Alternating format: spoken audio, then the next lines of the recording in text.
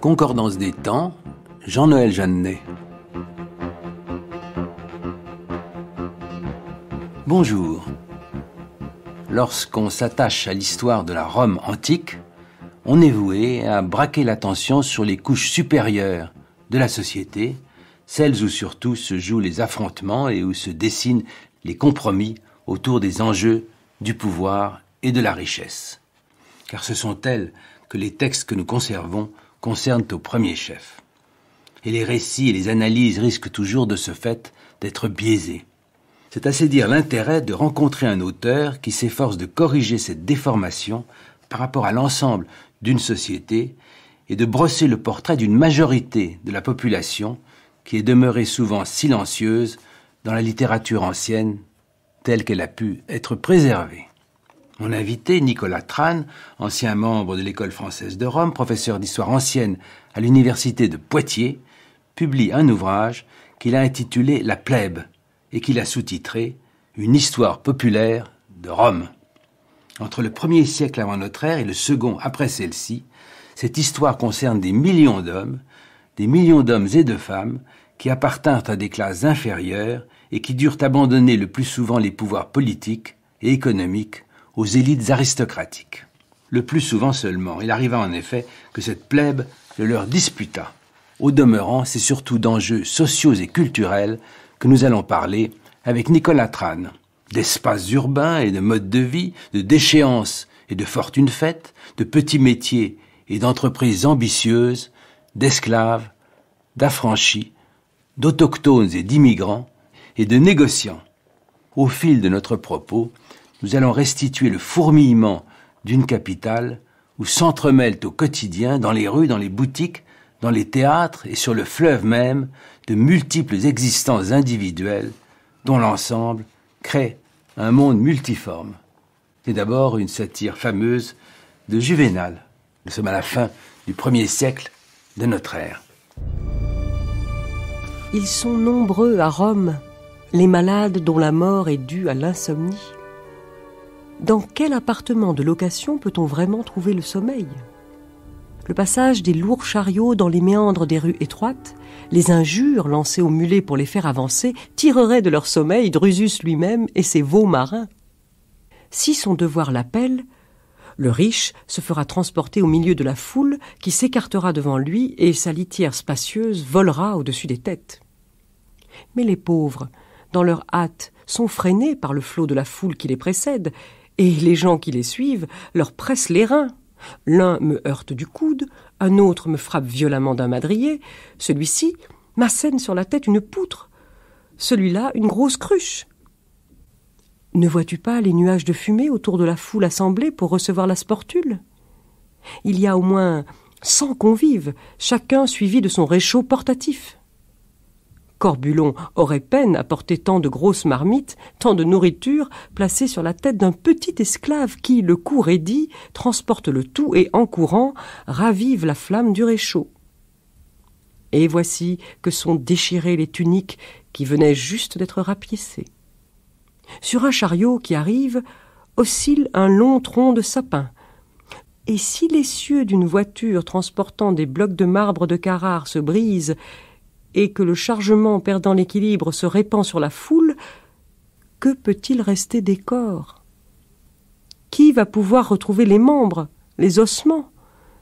Écrabouillé, le cadavre du malheureux disparaît tout entier à la façon d'un souffle. Juvénal, satire, 2e siècle après Jésus-Christ.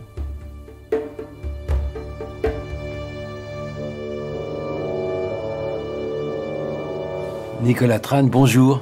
Bonjour. Je suis heureux de vous accueillir avec un texte tout à fait fameux de Juvénal et qui nous plonge directement dans la Rome bruyante, échevelée, passionnée, complexe que nous allons avoir à considérer aujourd'hui. Les bruits de la ville, les dangers de la circulation. On sait que Nicolas Boileau en a tiré lui-même une satire, si vous vous rappelez. Qui frappe l'air, bon Dieu, de ces lugubres cris, est-ce donc pour veiller qu'on se couche à Paris, et quel fâcheux démon, durant les nuits entières, rassemble ici les chats de toutes les gouttières. Et oui, ce sont des beaux textes qui nous montrent comment aborder la ville.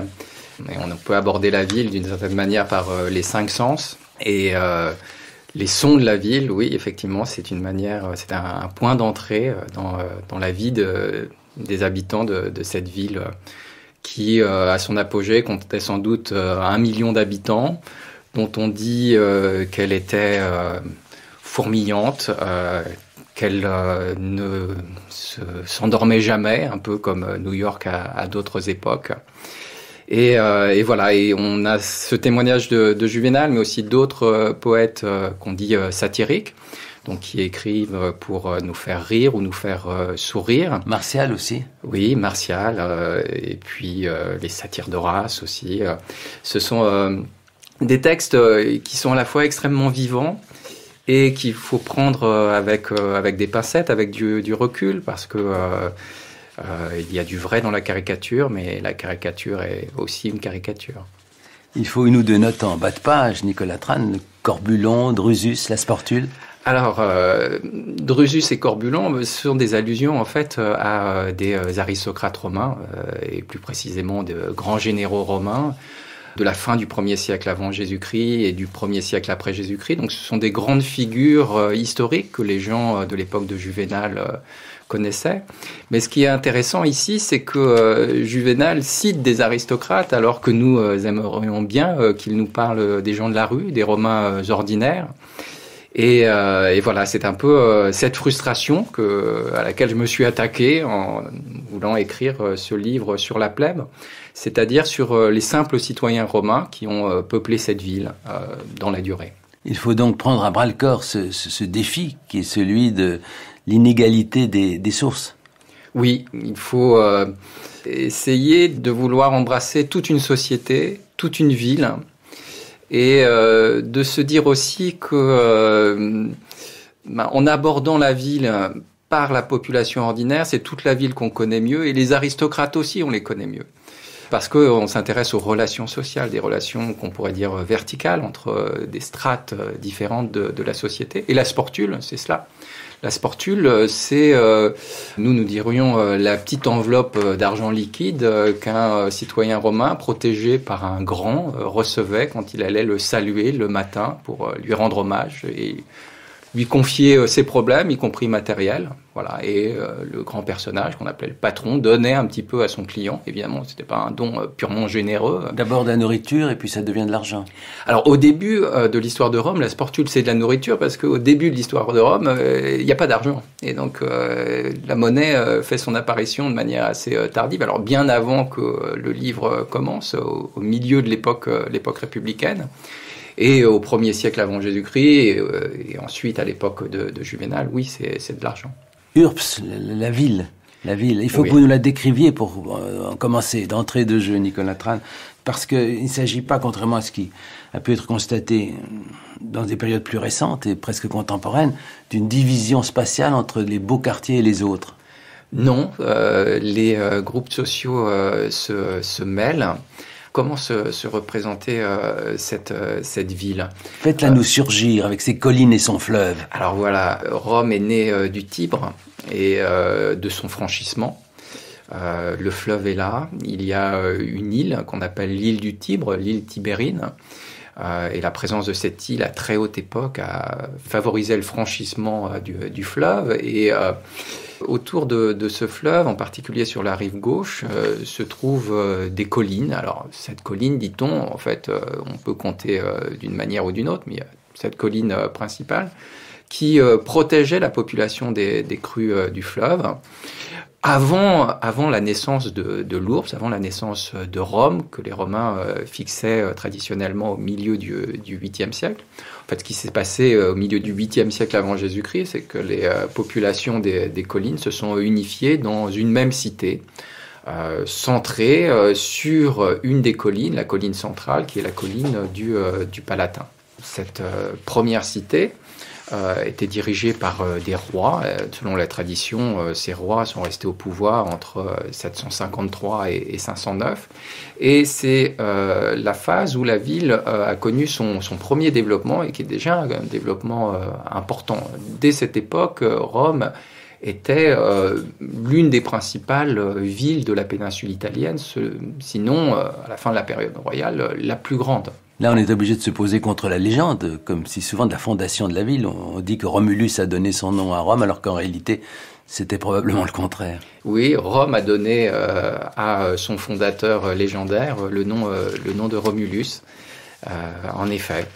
Cette légende, en tout cas, elle était intéressante parce que on voit que ces différents épisodes s'inscrivent dans une topographie, qui est une topographie liée à ces collines, liée au fleuve aussi, parce que l'origine du lien entre Romulus et la ville de Rome, ou ce qui sera plus tard la ville de Rome, c'est une crue du Tibre. Il faisait partie d'une famille royale d'une cité voisine, Albe la Longue, et puis son oncle a voulu l'écarter du pouvoir, lui et son jumeau, et l'a fait jeter au Tibre alors qu'il était juste nourrisson. Le Tibre était en crue, le couffin s'est échoué sur les premières pentes du Palatin, où une louve est venue secourir les deux jumeaux avant qu'un berger, Faustulus, prenne le relais. Ces 6 collines, ce sont le Quirinal, le Viminal, l'Esquilin, le Caelius et l'Aventin qui sont en arc. Voilà. Pour faire surgir cette topographie, cette géographie de la ville, qui sont en arc du nord au sud avec le Capitole qui ferme le dispositif à l'ouest, c'est bien ça? Voilà, et le Palatin. Qui est au centre. Qui est au centre, voilà. Donc cette ville, il faut pas l'imaginer comme une ville plate, déjà. C'est une ville faite de raidillons. C'est une ville où on se fatigue à monter les collines. Et c'est une ville aussi où les espaces entre les reliefs sont des espaces de rencontre. Les dépressions sont les lieux où la cité s'est construite en tant que communauté urbaine. Et l'espace bas et central par excellence, c'est le forum. Là où se sont concentrés les bâtiments où siégeaient les institutions politiques, les institutions religieuses. Ceux du civisme et ceux de la religion. Oui, et j'ai quelques scrupules à séparer les deux, puisque à cette époque, les deux n'étaient pas séparés. Il n'y a pas de... la religion est civique et la cité est religieuse. Les dieux ne sont pas extérieurs, ce sont des concitoyens. Ils sont là parmi les hommes. D'ailleurs, cet espace est lui-même empli de présence populaire. Ce n'est pas, comme on peut le croire, un lieu protégé des élites, rejetant les autres à l'extérieur. Tout est plus imbriqué, si je ne me trompe pas. Oui, alors parce que ces lieux centraux, ces lieux du politique, ces lieux du religieux, sont des lieux de convergence populaire, où l'on pratique aussi des activités économiques. On va sur le forum pour trouver de l'argent à emprunter, par exemple. Pendant longtemps, les espaces du commerce alimentaire étaient directement liés au forum. Ils ont été après un peu repoussés, mais même au IIe siècle de notre ère, le forum reste un espace commercial. C'est là, par exemple, où on va trouver des petits banquiers, où la cité va louer des boutiques et où des artisans, des métiers d'art, dirait-on aujourd'hui, étaient localisés. Et comme il y a peu de place, ça veut dire une concentration, une promiscuité très, très marquée, et aussi un habitat qui devient, on ne l'imagine guère aujourd'hui, déjà vertical. Oui, alors, donc la ville de Rome a cru, la population de Rome s'est développée dans la longue durée, et déjà au IIe siècle avant Jésus-Christ, il faut avoir en tête que Rome en tant que cité domine le bassin méditerranéen. Et la ville de Rome devient l'une des capitales et la première capitale de ce monde méditerranéen. Et puis, au fur et à mesure de la conquête, c'est la capitale du monde, Rome, d'une certaine manière. J'exagère un tout petit peu, mais c'est une très grande ville. Et la population reflète cette domination. dans sa diversité et aussi dans son nombre. Hein. Et donc on a sur un espace réduit, au début du 1er siècle avant Jésus-Christ, sans doute 500 000 habitants, pour dire les choses rapidement, et puis 800 000, sans doute 700, 800 000 à l'époque d'Auguste, à la fin du 1er siècle avant Jésus-Christ, et puis sans doute 1 million au milieu du 2e siècle. Donc, sur un espace qui est réduit, et il y a certains espaces qui sont réservés à des activités publiques et qui ne servent pas au logement. Donc les gens se concentrent pour habiter sur des espaces réduits. Donc la densité de population est forte, ce qui explique que dès la fin du 3e siècle avant Jésus-Christ, on a commencé à construire des immeubles à Rome. Et quand on parle d'immeubles, on parle d'immeubles de 4, 5, 6, peut-être 7 étages, des immeubles qui peuvent atteindre 20 mètres. Bon. Alors Cicéron disait Rome est comme suspendu dans les airs, pour faire allusion à ce paysage d'immeubles de grande taille. En contraste avec le domus, c'est-à-dire l'hôtel particulier des privilégiés. Voilà, donc la domus, c'est la maison, mais en réalité, lorsqu'on parle de domus à propos des maisons des élites, ce sont des hôtels particuliers où les aristocrates vivent avec leur famille, mais aussi leurs domestiques. Et la population de citoyens ordinaires n'est pas totalement exclue de ces maisons, de ces hôtels particuliers, parce qu'on trouvait en façade des boutiques que les aristocrates pouvaient louer, soit à leurs dépendants, soit à des tiers, qui, eux, faisaient partie de la plèbe, c'est-à-dire de la masse civique. On trouve déjà cette imbrication au début du XXe siècle. On note en France, chez Proust par exemple, où les riches sont en bas et à mesure qu'on monte en hauteur, les strates sociales se dessinent. Oui, alors ça, c'est ce qu'on trouve dans certains immeubles de la ville de Rome. C'est important parce que les immeubles de la ville de Rome dans l'Antiquité sont souvent présentés comme d'immondes taudis, et certains l'étaient, risquaient de s'écrouler, mais pas tous. Et il y a des immeubles tout à fait convenables dans leur mode de construction, dont les premiers étages sont occupés par des riches. Ce sont des appartements qu'on dirait de standing, et au fur et à mesure qu'on monte dans les étages, effectivement, eh bien, on descend dans la hiérarchie sociale, et on trouve au sommet des étages qui n'accueillent pas de vrais appartements au sens où nous l'entendons, mais plutôt des chambres qui servent de dortoir où on s'entasse. Les chambres de bonne du 19e siècle. En quelque sorte. Alors vous conduisez notre réflexion à cette idée de promiscuité et de pauvreté. Il y a un débat historiographique qu'il faut que vous évoquiez, je le trouve stimulant et intéressant. Une partie des historiens, peut-être entraînés par les spectacles contemporains des pays les plus pauvres, imaginent une sorte de grouillement malsain. Vous corrigez cette idée? Disons qu'il y a un débat qui n'est pas complètement tranché, même si on peut pencher d'un côté ou de l'autre. Urban Graveyard Effect, l'effet de cimetière. Voilà, et on s'éloignant un peu de la traduction littéraire, on pourrait dire que c'est la théorie de la ville mouroir. C'est-à-dire que dans les années 1980, des historiens anglo-saxons ont rappelé les témoignages sur la saleté de la ville, le manque d'hygiène. Ils ont rappelé les textes sur les conditions de logement parfois très difficiles. Ils ont rappelé les textes sur la misère, et sur une misère qui était bien réelle pour certains habitants de Rome. Mais ils en ont tiré des conséquences sur le plan démographique, ou plus exactement, ils en ont tiré des théories sur le plan démographique.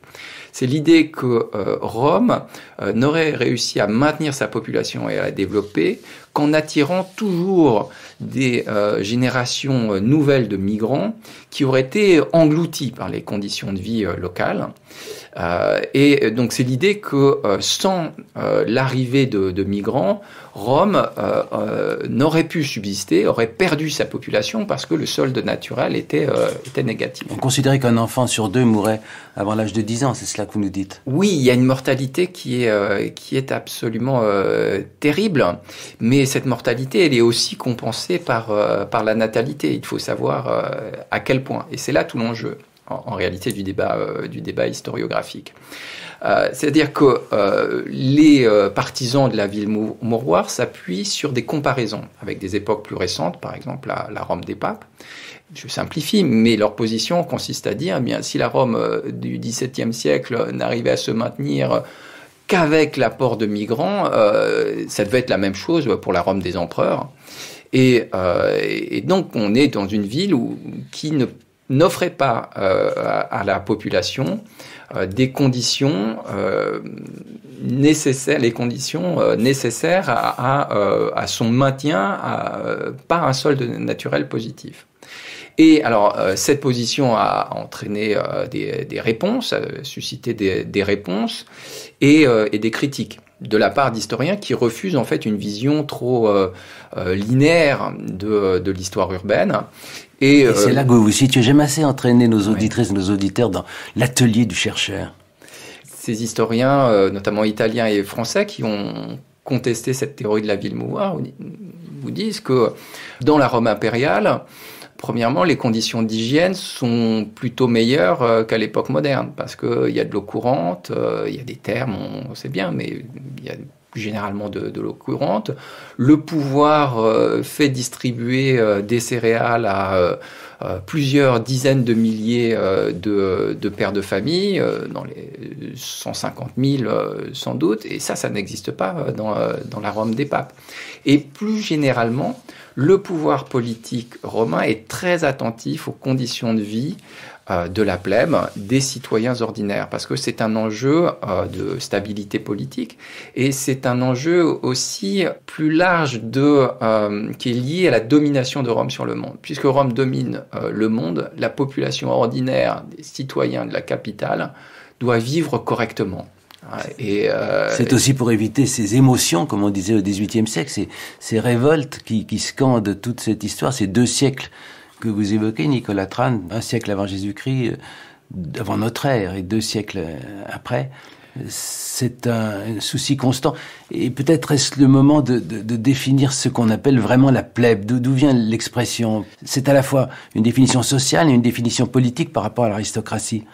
Oui. Et ce qui fait le lien entre les deux, c'est sans doute le statut juridique.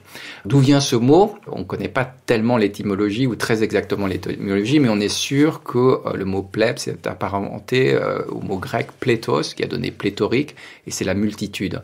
Donc la plèbe, c'est la multitude, la masse, par opposition à l'élite. Masse indistincte? Alors non, parce que c'est la masse civique. On parle des citoyens romains, de la cité, c'est-à-dire la communauté des citoyens romains. Alors cette communauté des citoyens romains a toujours été très hiérarchisée et dominée par une aristocratie dont les composantes, la définition ont varié, mais on est dans une cité dominée par une élite étroite. Et donc la plèbe, c'est tout le reste des citoyens qui sont dominés et en même temps se distinguent des non-citoyens qui sont leurs inférieurs. Les esclaves qui ne sont pas libres, ce qui est une condition première pour la citoyenneté, pour disposer de la citoyenneté, et les citoyens romains ordinaires, les plébéiens, s'opposent en outre à des hommes libres qui sont étrangers à la cité de Rome, qui ne disposent pas de la citoyenneté romaine. Il faut que vous nous disiez, Nicolas Tran, comment cela s'est traduit en termes politiques en particulier. On voit surgir la figure des tribuns de la plèbe chargés contre l'aristocratie tout en étant proches d'elle-même. C'est la complexité de défendre les intérêts de cette plèbe. Ça remonte à une longue histoire qui correspond au début de la cité, au moins au début de la République. On va retrouver l'Aventin. Voilà, exactement. Cette cité des premiers temps, des premiers siècles de Rome, est dominée par une aristocratie héréditaire qu'on appelle les patriciens. Donc cette aristocratie héréditaire s'est fermée peu à peu et a monopolisé le pouvoir à Rome, et en particulier monopolisé les magistratures, c'est-à-dire les postes de dirigeants politiques. Et le Sénat. Et le Sénat, puisque l'origine des patriciens, ce sont les patresses, c'est-à-dire les pères, et en fait le conseil des 100 plus puissants pères de famille qui, à l'origine, entouraient le roi, et en particulier Romulus. Et donc ce monopole patricien du pouvoir a créé des tensions dans la cité. Ce monopole a été contesté par ceux qui n'étaient pas patriciens et qui donc, à cette époque, étaient la plèbe. Il faut remonter au 5e siècle avant Jésus-Christ parce que les tensions étaient très fortes entre la plèbe et les patriciens. Les plébéiens reprochant aux magistrats patriciens leur arbitraire, eh bien, la plèbe a affiché à 2 reprises sa volonté de faire sécession, c'est-à-dire de quitter la cité et d'en créer une autre. Bon. Et pour obtenir des plébéiens qu'ils reviennent sur leur décision, le patriciat a dû faire des concessions. Et l'une des concessions a été d'entériner la nomination annuelle de tribuns de la plèbe, c'est-à-dire de quasi-magistrats, dont la fonction était de protéger les simples citoyens de l'arbitraire des magistrats patriciens. Bon, et les tribuns de la plèbe, c'est ça. À l'origine, il y en avait 2, comme il y avait 2 consuls, donc 2 magistrats suprêmes, donc c'était une manière de créer un contre-pouvoir. Et ces solutions n'ont pas permis de trouver une solution au conflit entre le patriciat et la plèbe. Et à la fin, le grand compromis, c'est en fait de donner l'accès aux magistratures aux plus riches des plébéiens. Et ça s'est passé au IVe siècle, au milieu du IVe siècle. Tout ça se traduit dans divers mouvements de la ville, de Urps. En voilà un exemple plus tardif que j'emprunte à Tacite, la fête des Saturnales. C'est une lecture d'Alain Michel qui propose un commentaire, puis un extrait de Tacite dans Une vie, une œuvre de Pascal Lismonde, mars 1999. Tacite, on est sous la plume d'un auteur qui a vécu environ de 55 à 120 après Jésus-Christ. Cela se passe le jour des Saturnales, c'est-à-dire pour nous le jour du carnaval. Alors imaginez, la ville de Rome est en fête. C'est le jour de toutes les perversions, c'est-à-dire le jour où les esclaves jouent à être les maîtres, où les maîtres jouent à être esclaves, c'est-à-dire où l'univers entier est romain. Chez un auteur dont la plume est favorable aux patriciens, il donne une vision du peuple peut-être un peu caricaturale. Oui, il y a un jugement moral sur le peuple, sur les catégories populaires. Qu'est-ce qui s'est passé, oui ? Oui, il faut expliquer un tout petit peu le contexte. On est en 69 après Jésus-Christ. Et s'affrontent dans la ville les partisans de 2 prétendants au pouvoir impérial, Vitellius et Vespasien. Et on est à la toute fin d'une année de guerre civile. La guerre civile s'achève par des combats de rue. Et alors comment réagit la population ? Parfois en s'impliquant, parfois en profitant du chaos pour piller, et puis parfois en se désintéressant de l'opposition entre les aristocrates. Et ce que dit Tacite, c'est que les gens se soucient plus des Saturnales, qui est une des grandes fêtes du calendrier, que de la lutte pour le pouvoir. France Culture, Concordance des temps, Jean-Noël Jeannet. Alors il faut que nous en venions maintenant, Nicolas Tran, à cette ville dans son quotidien, comment les choses se passent. Et je vous propose une autre archive littéraire qui est due à Plaute. On est là bien avant Tacite, puisqu'il a été, sa vie s'est inscrite à cheval, si je puis dire, entre le IIIe siècle et le IIe siècle avant Jésus-Christ. Écoutez cette description de Rome. C'est un extrait de l'émission de Jacques Cogget, en 2002, une lecture d'Evelyne Guimara, Les chemins de la connaissance. Je vais t'indiquer où tu pourras trouver sans trop de peine les hommes que tu cherches, pervertis ou vertueux, honnêtes ou fripons. Tu veux rencontrer un parjure ? Rends-toi près de la tribune aux harangues. Un menteur ou un fanfaron ? Va près du temple de Vénus Cloacine. Les riches maris prodiguent de leur argent ? Tu les trouveras près de la basilique. Tu rencontreras là aussi des putains flétris et ceux qui louent leur corps par contrat. Ceux qui sont à l'affût d'un repas se trouvent au marché aux poissons. Dans le bas du forum se promènent les honnêtes gens. Au milieu, près de la Cloaca Maxima, ceux qui jettent de la poudre aux yeux. Les insolents, les bavards et les jaloux, près du lac Cursus, tous ceux qui disent du mal de leur prochain, alors qu'il y aurait bien des choses à dire sur eux. Derrière le temple des castors, il y a ceux auxquels il vaut mieux ne pas se fier. Dans la rue des Toscans, on trouve les hommes qui font métier de leur corps. Au Vélabre, les boulangers, les bouchers, les diseurs de bonne aventure, ceux qui se prostituent ou qui offrent des prostituées. Plaute, le Charançon, 2e siècle avant Jésus-Christ. Vous la retrouvez là, votre Rome, Nicolas Tran? Alors je retrouve une partie de Rome ici, c'est son centre névralgique, c'est le Forum et ses environs immédiats, le quartier du Vélabre, la rue des Toscans, voilà. Et ce que je retrouve de Rome ici, c'est la vie de relation. Les échanges sociaux sont extrêmement divers, se déploient dans des secteurs de la vie collective très différents. Il y a des connivences géographiques par village, des connivences par métier. Cette Rome, effectivement, c'est une somme de petits villages, de petits quartiers. Et parallèlement à cette donnée, vous avez quelques espaces de convergence où on se déplace pour sortir de son quartier. Et le Forum en est un. Et c'est ce qui donne une unité à la ville et aussi une unité à la population. Et donc à la plèbe, que c'est lieu de convergence populaire. Et puis il y a cette prolifération de toutes sortes d'activités, notamment les petits métiers qui sont évoqués par Plaute.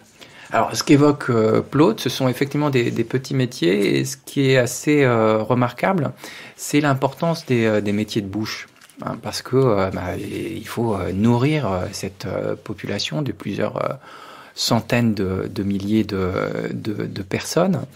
Et donc, il y a toute une logistique du ravitaillement de Rome qui se déploie à plusieurs échelles. Donc, Plaute parle des poissonniers, donc on est proche de la mer, il y a des poissons dans le fleuve lui-même et on nous dit qu'il ne faut pas les manger parce que le fleuve n'est pas si propre que cela. Et puis il y a la question des céréales aussi, et donc là, déjà à l'époque de Plaute, les céréales viennent de loin, viennent d'outre-mer. Donc, on y revient, c'est le souci constant des pouvoirs publics d'éviter les disettes. Et oui, on est dans un monde où les disettes arrivent périodiquement, parce que dans les zones de production des céréales, il y a des années de mauvaise récolte. Et ce que provoquent les mauvaises récoltes ou les problèmes d'acheminement, c'est le manque de céréales, mais surtout l'augmentation du prix du pain. Les disettes, ce sont d'abord des crises de cherté et donc des crises sociales. C'est ce qu'on retrouve dans la France du XVIIIe siècle, semblablement. Oui, et dans toutes les sociétés pré-industrielles, avec une amplification liée à la population romaine.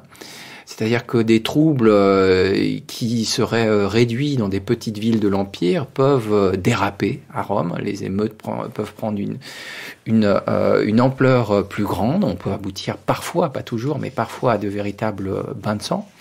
Et surtout, Rome, c'est le siège du pouvoir. Donc, c'est pas un petit pouvoir local qui peut vaciller, c'est l'Empire. Comment l'ordre public y est-il assuré ? À l'époque républicaine, il n'y a pas de force de l'ordre à proprement parler dans la ville de Rome. La vieille tradition interdit que les armées, que les soldats puissent pénétrer dans la ville, dans Urbs. Ça dure jusqu'en 52 avant Jésus-Christ, si je me souviens bien. Il y a une espèce de principe fondamental qui est violé.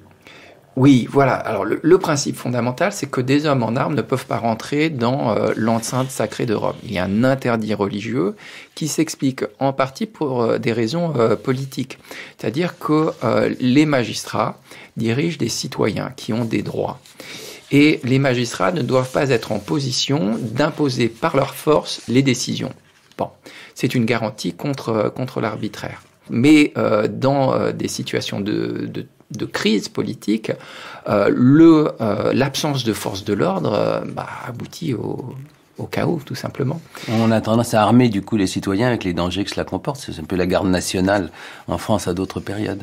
Au moment où il n'y a pas de force de l'ordre, eh bien, les citoyens sont fondés à faire respecter cet ordre, à faire appliquer des décisions politiques qui sont présentées comme légitimes.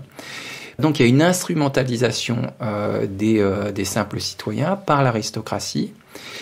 Ces pratiques aboutissent en fait à la constitution de bandes armées à la solde des hommes politiques. Une sorte de miliciens qu'on retrouve parcourant tous les discours des protestations du 1er siècle avant Jésus-Christ, à l'époque de la Première Guerre civile. Oui, voilà, avec des hommes politiques qui se font les spécialistes du commandement de bandes armées, et d'autres qui constituent d'autres bandes armées en disant ce sont les autres qui ont commencé, et c'est comme ça qu'on arrive au chaos.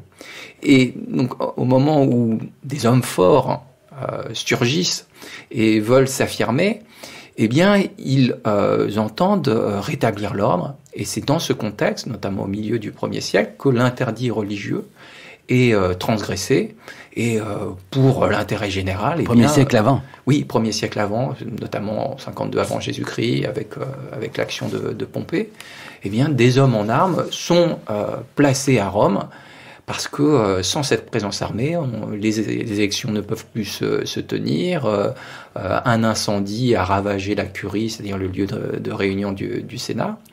Bon. Et donc, il est admis que des forces de l'ordre sont nécessaires. Et ensuite, à l'époque impériale, eh bien, tout cela est structuré, officialisé par la création d'une garnison urbaine, à l'époque d'Auguste, qui incarne désormais l'ordre et l'ordre impérial. Plus des agents de renseignement qui viennent observer, souvent en civil, les mouvements de la population. Au moment où l'Empire a remplacé la République, je vois que Arrien évoque, en rapportant des propos du philosophe Épictète, on est mi-temps du IIe siècle après Jésus-Christ, je vois cette citation frappante: « C'est ainsi qu'à Rome, les soldats attrapent les étourdis. Un soldat s'est assis près de toi, en costume civil, et il commence à parler mal de César. Toi, à ton tour, comme si tu avais reçu un gage de bonne foi par le fait qu'il a pris l'initiative d'un langage injurieux, tu te mets également à dire tout ce que tu penses, et alors on t'enchaîne, on te conduit en prison. » C'est un phénomène que l'on peut trouver dans toutes les dictatures, dans tous les pays totalitaires, à tous les moments. Alors c'est un texte remarquable, et malheureusement c'est un texte un peu unique, mais qui montre bien une réalité du contrôle que le pouvoir veut exercer sur la plèbe, et sur sa volonté, la volonté du pouvoir de surveiller la plèbe un peu comme le lait sur le feu. Et bon, on a d'autres indices de cela. Et ce qu'il faut dire aussi, c'est que ce texte, il renvoie sans doute à une époque particulière, celle de l'empereur Domitien sans doute, ou c'est peut-être antérieur, mais en tout cas, on est dans une Rome dirigée par un tyran, par un mauvais empereur. Et ce texte décrit cela, une mauvaise pratique du pouvoir.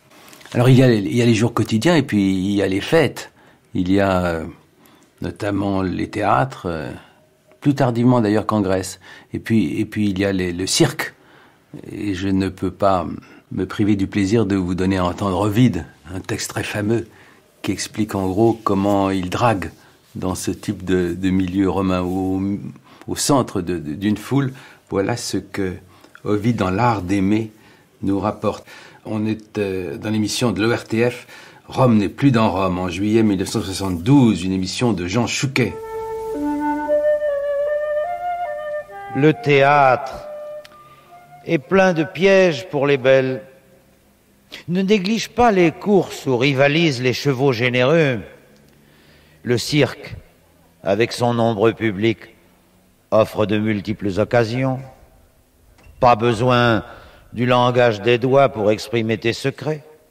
Et les signes de tête ne sont pas nécessaires pour que tu obtiennes une marque d'assentiment. Assieds-toi contre celle qui te plaît. Tout près, nul ne t'en empêche. Approche ton corps le plus possible du sien. Heureusement, la dimension des places force les gens, bon gré mal gré, à se serrer. Et les dispositions du lieu obligent la belle à se laisser toucher. Cherche alors à engager une conversation qui servira de trait d'union, et que tes premières paroles soient des banalités. À qui sont les chevaux qui viennent là, demanderas-tu avec empressement. Et immédiatement, son cheval favori, quel qu'il soit, doit être le tien.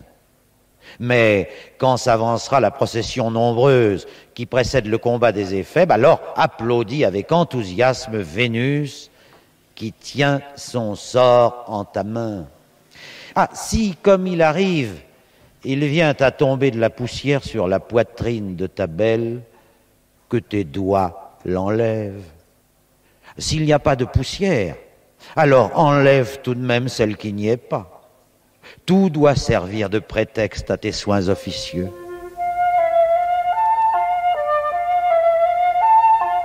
Nous sommes ici, Nicolas Tran, dans des moments un peu particuliers, celle des fêtes.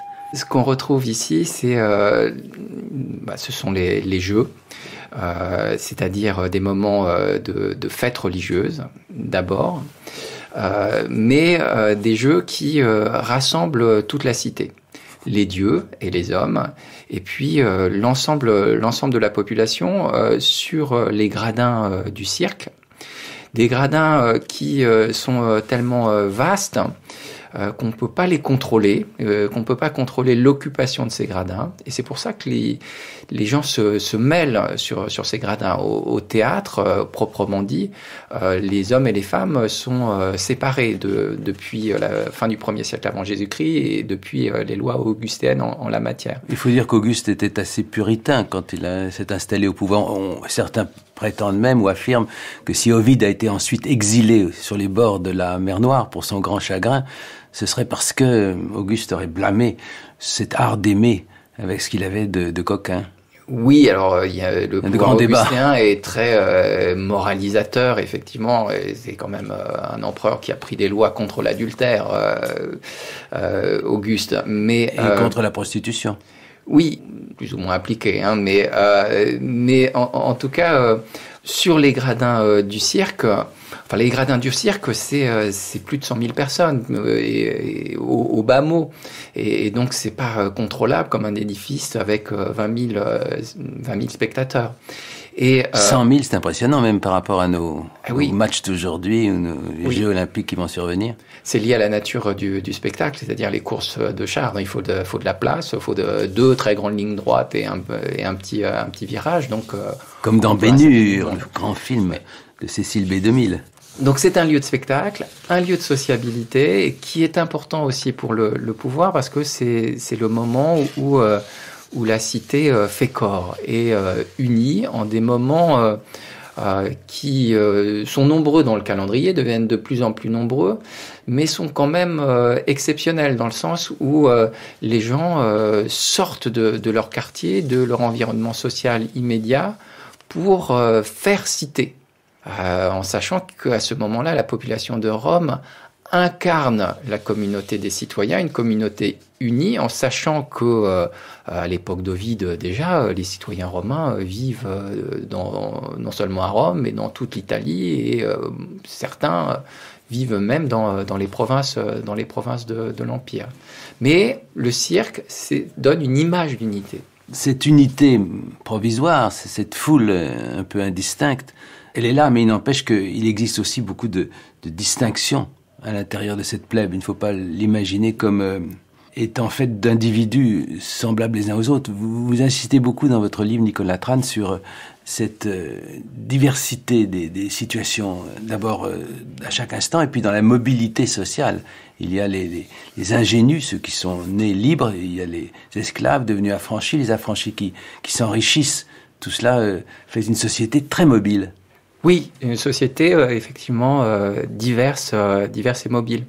La plèbe de la ville de Rome, c'est sans doute plus de 9 citoyens romains sur 10, en sachant qu'il y a aussi les esclaves qui forment sans doute un quart de la population totale. Bon, mais il faut revenir à l'idée que la plèbe, c'est la masse, et c'est pas une masse indistincte. Il y a des riches et des pauvres. Il y a des gens qui appartiennent à des familles enracinées, et puis il y a des nouveaux venus à Rome. Il y a des gens qui sont nés libres, et citoyens romains, et d'autres qui sont nés esclaves et qui sont sortis de l'esclavage à l'âge adulte par l'affranchissement, en sachant que ces affranchissements étaient fréquents, parce qu'en réalité, l'affranchissement était un moyen de gérer les esclavages. La promesse de la liberté, c'est finalement le meilleur moyen d'obtenir l'obéissance d'un esclave. En sens inverse, certains se vendent eux-mêmes comme esclaves pour pouvoir survivre. Il y a tous les mouvements. La situation de l'esclavage n'est pas conçue du tout comme quelque chose d'exceptionnel. Ça fait partie de l'évidence d'une société. Oui, il n'y a pas de discours anti-esclavagiste à Rome à cette époque.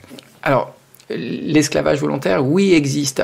Mais en fait, il y a deux types d'esclavage volontaire. Il y a des gens qui se vendent comme esclaves parce qu'ils sont à la recherche d'une position de confiance au sein de la domesticité du maître. Donc, quand on veut être trésorier, qu'on a les compétences pour être trésorier, on sait que les maîtres riches ne confient l'emploi de trésorier qu'à des esclaves. Donc, on peut renoncer à sa condition d'homme libre pour vivre dans le confort matériel de l'emploi de trésorier d'un très riche.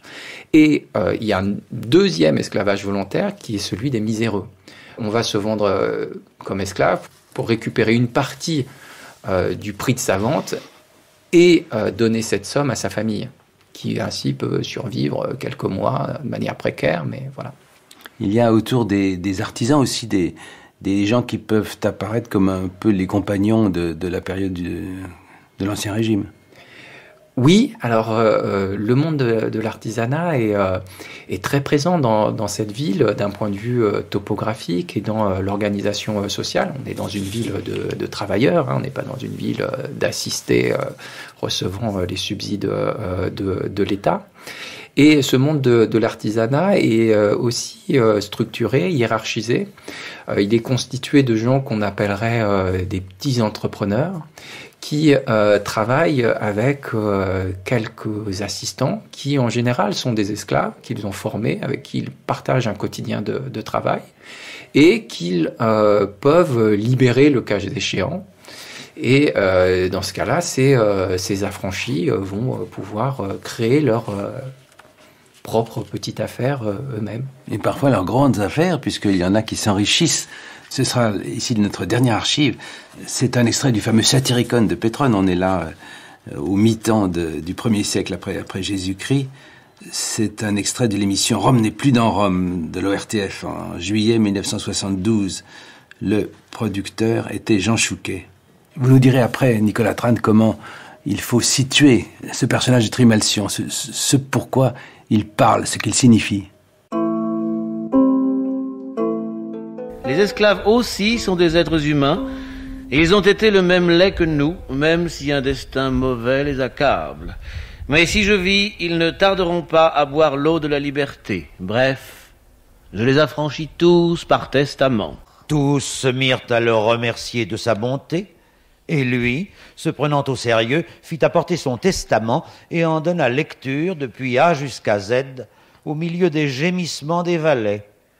Puis se tournant vers Abynas... « Que dis-tu, mon bien cher ami? Est-ce que tu construis mon tombeau comme je te l'ai demandé? Je t'en prie instamment. Au pied de ma statue représente ma petite chienne, des couronnes, des parfums et tous les combats de Pétrétès, le gladiateur, pour que grâce à toi, je continue de la sorte à vivre après ma mort. Je chargerai l'un de mes affranchis de garder mon tombeau pour que le public n'accourt pas faire ses ordures sur mon monument funéraire.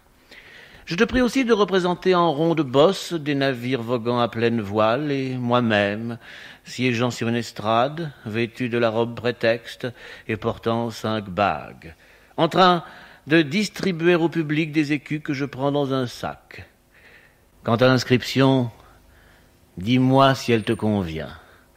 Sigi, Gaius, Pompeius, Trimalchion, Mécénatianus. Il fut élu sévir en son absence. Bien qu'il pût appartenir à toutes les décuries, à Rome, il ne le voulut pas.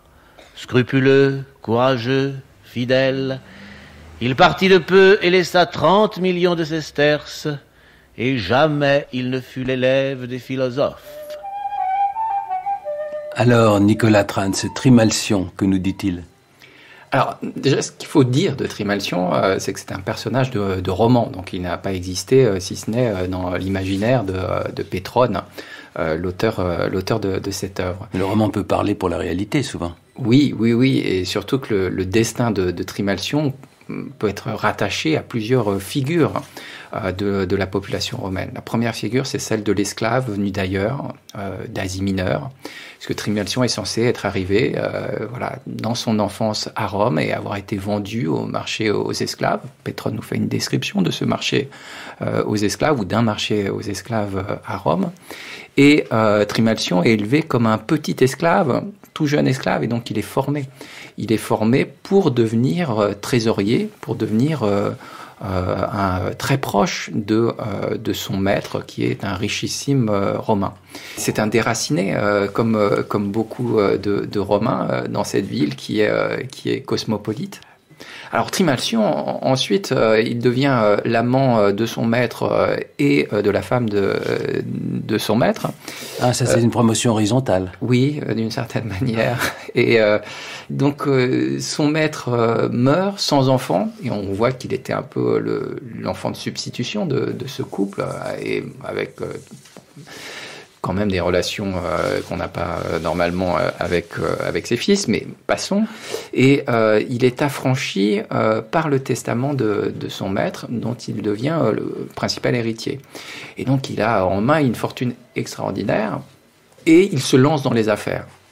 C'est-à-dire des affaires maritimes. Voilà, des affaires de commerce maritime. Alors il commence par perdre énormément, et puis il se refait.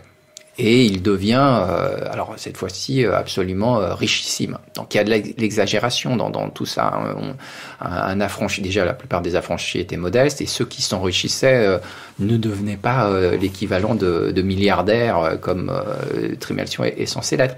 Mais on est quand même dans une société mobile où on peut s'élever en s'enrichissant, par exemple par le commerce ou par l'artisanat de luxe.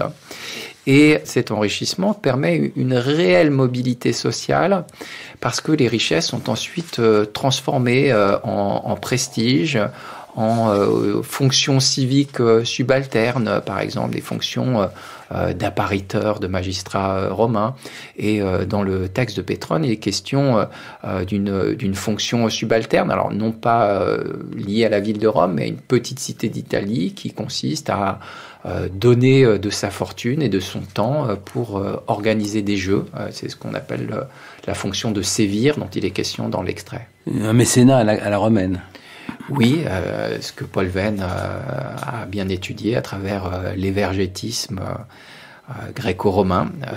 Donc c'est donner de sa fortune pour financer la collectivité.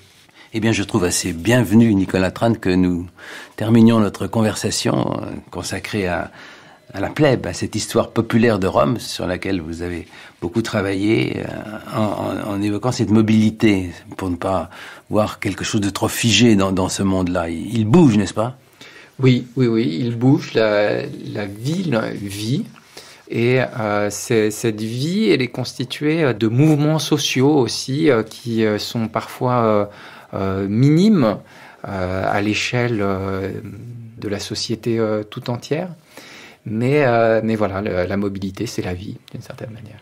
Merci beaucoup. Merci. Votre ouvrage sur lequel j'ai fondé notre propos partagé s'appelle La Plèbe. S'appelle La Plèbe, une histoire populaire de Rome, publié aux excellentes éditions Passé Composé. Je voudrais aussi signaler que vous avez publié récemment, en 2021, un petit ouvrage consacré à Caligula. Je suis sorti un petit peu de l'histoire sociale, de l'histoire des classes populaires, pour m'intéresser surtout aux sources qui nous parlent de Caligula, et essayer d'avoir un point de vue critique, expliquer au grand public le point de vue critique qu'on pouvait avoir à l'égard des sources. Moins sombre. Alors, il ne s'agit pas de réhabiliter Caligula, il s'agit de ne pas le juger, et de considérer sa figure aussi comme une construction politique. Et donc, il s'agit d'intégrer un personnage exceptionnel dans la longue durée du premier siècle. Je dois dire, je me suis demandé, en entendant récemment à la tribune du Palais Bourbon Madame Panot de des Insoumis comparait Caligula à Emmanuel Macron, je me suis demandé s'il avait lu votre livre. Je ne sais pas, mais le président de la République n'a pas encore nommé ministre son cheval préféré. Patience. Vous rendez volontiers hommage dans votre ouvrage aux travaux de Cyril Courrier, une thèse impressionnante, La plèbe de Rome et sa culture, de la fin du IIe siècle avant Jésus-Christ jusqu'à la fin du 1er siècle. C'est votre période, une publication de l'École française de Rome. Et puis, vous avez contribué au très bel ouvrage de Patrice Faure et Catherine Virlouvet, l'ancienne directrice de l'École française de Rome, à laquelle vous avez appartenu, n'est-ce pas ? Oui. Catherine Virlouvet, qui s'appelle Rome, cité universelle. Nous disposons d'une toute récente réédition. On doit pouvoir encore trouver chez les bouquinistes le livre en son temps fameux de Jérôme Carcopino, le grand historien de la Rome antique. Chez les bouquinistes et même chez les libraires, puisqu'il a été réédité, il est réédité fréquemment et effectivement c'est un classique. Il s'agit de la vie quotidienne à Rome au temps de l'Empire, qui a lancé cette collection de la vie quotidienne. Vous pourrez trouver une bibliographie plus complète encore sur notre site et les références des documents sonores que nous avons utilisés. Vous pourrez également écouter, réécouter, vous le savez, et podcaster cette émission.